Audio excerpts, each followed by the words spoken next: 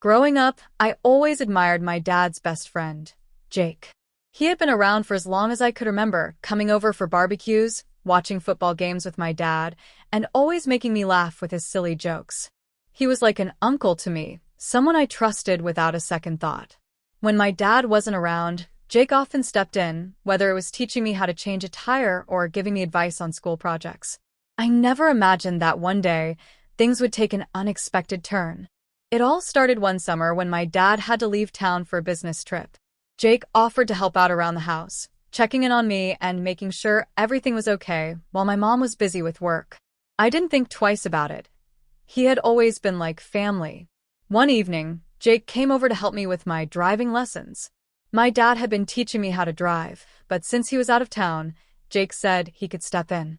I was excited. He was patient, easygoing, and had a way of making me feel comfortable behind the wheel. We drove around the neighborhood, and he gave me pointers, correcting my mistakes in a calm and encouraging way. It felt like any other lesson until it didn't. After parking back in the driveway, Jake turned to me with a proud smile. "You're getting really good at this.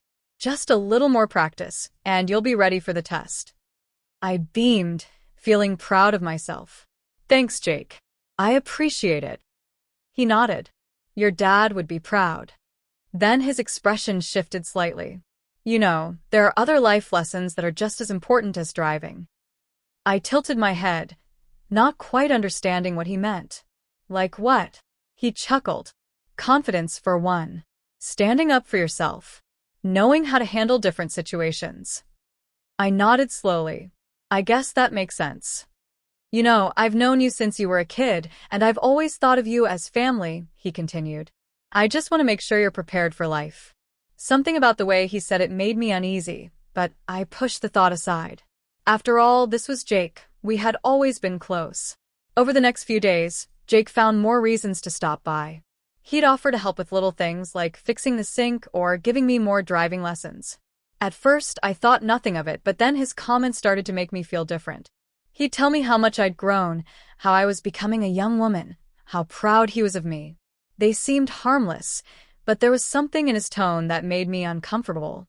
One afternoon, we were in the kitchen when he placed a hand on my shoulder. "You know, you're really special. Any guy would be lucky to have you." I shifted uncomfortably. Thanks, Jake." He smiled. "I just want to make sure you know your worth." The uneasiness grew, but I didn't want to overreact. Maybe I was imagining things. Maybe he was just being nice. But the lingering feeling in my gut told me something was off.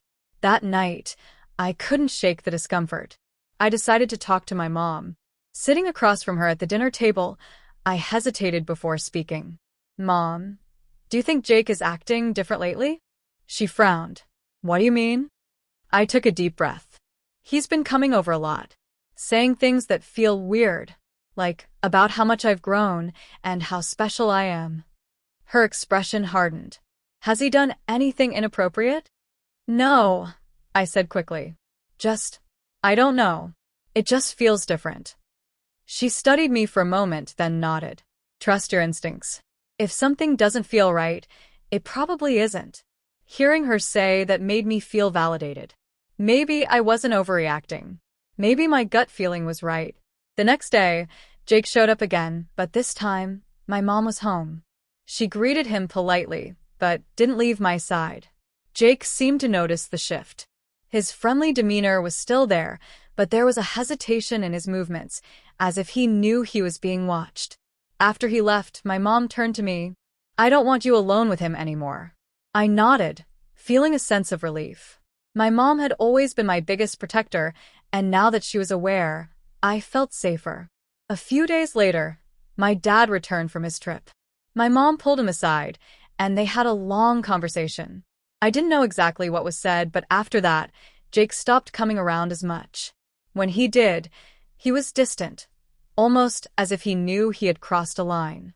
Looking back, I realized how important it was to trust my instincts. Jake had been someone I trusted, someone I saw as family, but even familiar faces can blur boundaries. I was grateful I spoke up, grateful my mom listened, and most of all, grateful I learned to listen to my own feelings. Sometimes, even when people say they're just teaching you, they can take things too far. And when that happens, it's okay to speak up, to set boundaries, and to protect yourself. Because at the end of the day, your comfort and safety matter most. The summer continued, and I started to focus more on my own life. With Jake no longer around as often, I felt lighter. I passed my driving test, something my dad celebrated with me over dinner. Life moved on, and I found myself growing more confident, not just in driving, but in trusting myself. That experience taught me an important lesson. People can have good intentions, but their actions matter more than their words. And when something feels off, it's always worth paying attention. As the months went by, Jake remained on the outskirts of our lives. My dad never spoke about what was said between them, but I noticed a change. My dad still considered him a friend, but he was no longer the constant presence he used to be. And I was okay with that.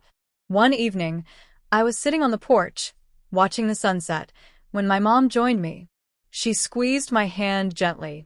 "I'm proud of you, you know." I smiled. "For what?" "For speaking up. For trusting yourself. That's not always easy." I looked out at the horizon, feeling a sense of peace wash over me. "I guess I just knew something wasn't right." She nodded. "And that's an important lesson too. Always trust yourself." As the last rays of sunlight disappeared, I realized she was right. I had learned something far more valuable than just how to drive. I had learned to listen to myself, to recognize when a situation didn't feel right, and to trust that my feelings were valid. It was a lesson I would carry with me for the rest of my life.